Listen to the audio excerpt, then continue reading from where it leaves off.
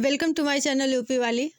हम बात करेंगे एमएससी थर्ड पेपर की, जो कि 24 तारीख को मेरा हुआ है। ठीक है, और एमएससी का है zoology third paper, molecular biology and genetic engineering का था। ठीक है, तो ये पेपर है, पहले सेक्शन में था, सारे सेक्शंस को करना वो था, कंपलसरी था। ठीक है, और सेक्शन ए में 10 टॉपिक दिए हुए थे, 10 को करना था। ठीक है, और एक पे 2 नंबर का था ये, और मैक्सिमम 50 वर्ड लिखने थे इस पे। ठीक है, तो पहला इसमें था ओकाजाकी फ्रेगमेंट्स था। ठीक है, उसके बाद से था राइबोसोम नहीं, राइबोजाइम है। ठीक है, राइबोजाइम।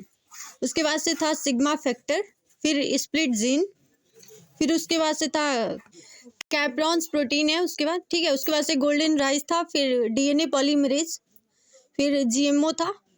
जीएमओ मीन्स होता है जेनेटिक मॉडिफाइड ऑर्गेनिजम्स। ठीक है, उसके बाद से था सुपर बग, फिर था प्रॉप के बारे में। ठीक है, फिर आता है हमारा सेक्शन बी। इस शॉर्ट टाइप क्वेश्चंस थे, इसमें 150 वर्ड लिखने थे और 6 नंबर का था, 4 क्वेश्चंस अटेम्प्ट करने थे इसमें। ठीक है, तो इसमें था हमारा क्वेश्चन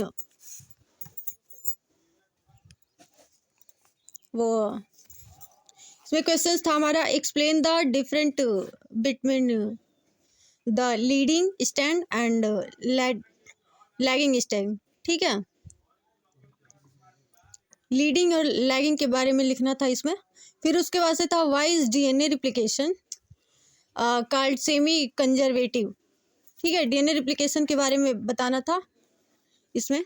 उसके बाद से था explain the significance of promoter and terminator. ठीक है, terminator sequence in the process of transcription. ठीक है, उसके बाद से था what are the properties of genetic code. Genetic code के बारे में लिखना था इसमें। ठीक है, उसके बाद से था right brief note on the following topics थे 2। एक था हमारा उसमें शॉर्ट गन एक्सपेरिमेंट, फिर था बीटी ब्रिंजल के बारे में। ठीक है, ये तो एग्रीकल्चरल में आ जाता है बीटी ब्रिंजल का। आप लोग एनिमल्स में बताएंगे कि पहला एनिमल कौन सा है इसमें।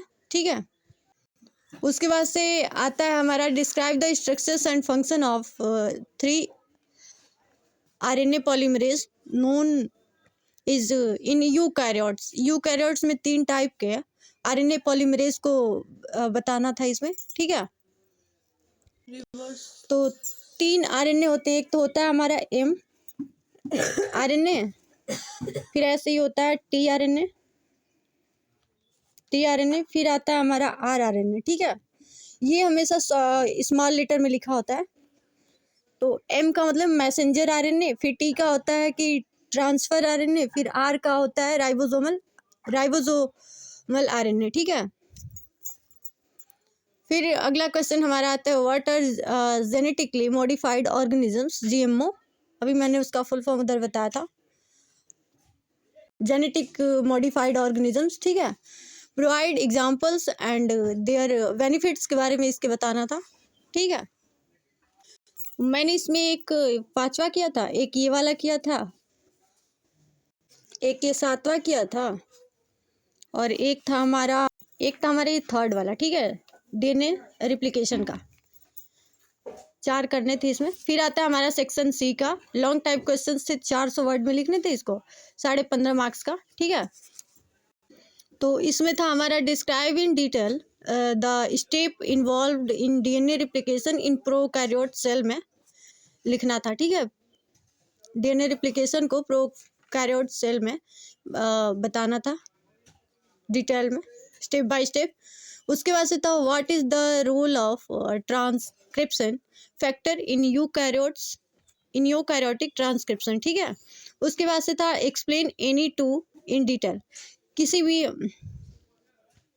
इन तीनों में से कोई भी 2 पे लिखना था, या तो मार्कर जीन, या फिर जीनोमिक लाइब्रेरीज, या फिर ट्रांसजेनिक एनिमल्स ऑफ ड्रग। ठीक है, फिर अगला था हमारा 12वां question number 12, write an essay on RNA polymerase, also compare prokaryotes and eukaryotes transcription। ठीक है, तो ये था हमारा थर्ड पेपर। फोर्थ पेपर भी है, ठीक है। तो मिलते हैं अगली वीडियो में अगले टॉपिक के साथ, तब तक के लिए बाय, टेक केयर।